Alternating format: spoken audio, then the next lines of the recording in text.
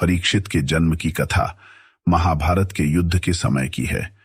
जब द्रौपदी को इस बात की जानकारी मिली कि अश्वत्थामा ने उसके 5 बेटों की हत्या कर दी है, तो उसने अनशन करने की ठान ली। द्रौपदी ने प्रण लिया कि वह अपना अनशन तभी तोड़ेगी जब तक कि अश्वत्थामा के सिर पर लगी मणि उसे नहीं मिल जाती। जब अर्जुन को इसकी जानकारी मिली तो वे अश्वत्थामा से युद्ध करने निकल गए। दोनों के बीच भयंकर युद्ध शुरू हो गया। अर्जुन को मौत के घाट उतारने के लिए अश्वत्थामा ने अपना ब्रह्मास्त्र निकाला। यह देख अर्जुन ने भी अपना बचाव करने के लिए ब्रह्मास्त्र का प्रयोग किया। तभी वहां नारद और अर्षि व्यास पहुंचे और उन्होंने ब्रह्मास्त्र का इस्तेमाल करने से मना किया। इसके बाद अर्जुन ने अपना ब्रह्मास्त्र वापस कर लिया, लेकिन अश्वत्थामा ने ऐसा नहीं किया। दरअसल अश्वत्थामा 5 पांडवों के कुल को नष्ट करना चाहता था, इसीलिए उसने अपने ब्रह्मास्त्र की दिशा बदलकर अभिमन्यु की पत्नी, जो कि गर्भवती थी, उसकी ओर कर दिया।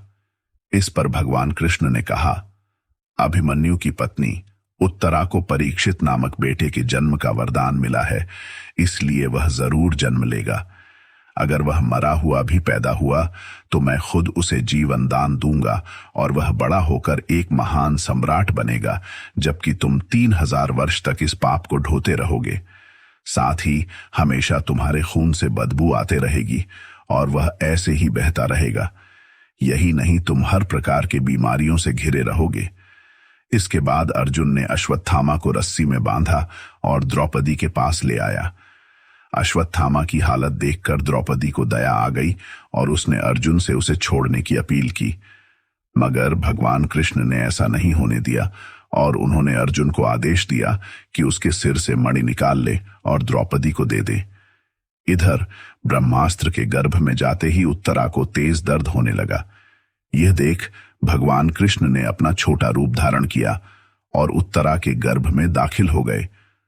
कृष्ण का छोटा रूप एक अंगूठे के बराबर ही था। वे शंख, चक्र, गदा और पद्म सब कुछ धारण किए हुए थे। उत्तरा के गर्भ में अश्वत्थामा द्वारा छोड़े गए ब्रह्मास्त्र की आग को शांत कर रहे थे।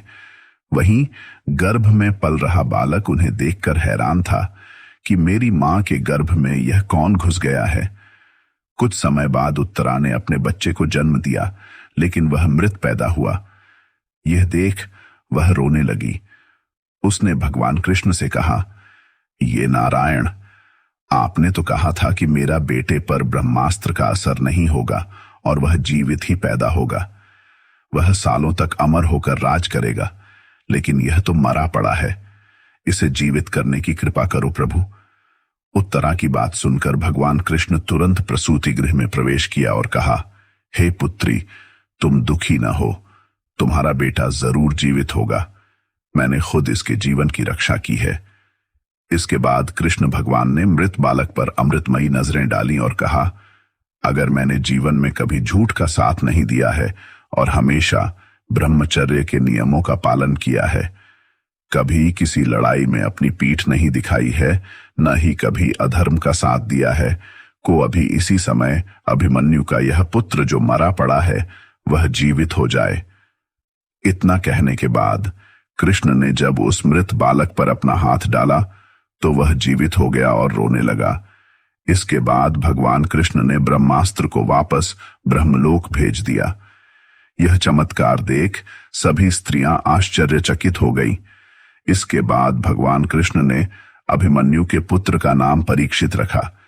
इसके पीछे का कारण था कि वह बालक कुरुकुल के नाश होने पर जन्मा था। वहीं जब युधिष्ठिर वापस आए और उन्हें बालक के जन्म के बारे में पता चला तो वे भी खुशी से झूम उठे। इस खुशी में उन्होंने हाथी, घोड़े, अन्न, गाय आदि दान दिए। इसके बाद उन्होंने ज्योतिष को बुलाया और बच्चे के भविष्य की जानकारी ली। इस पर ज्योतिषी ने कहा, यह बालक प्रभु श्री कृष्ण चंद्र का भक्त कहलाएगा।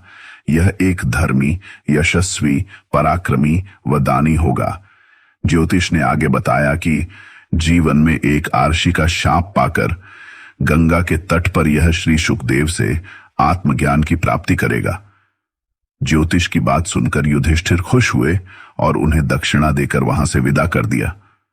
कहानी से सीख, इस कहानी से हमें यह सीख मिलती है कि कभी भी किसी कार्य को छल कपट के साथ नहीं करना चाहिए। इससे हमारा बुरा ही होता है।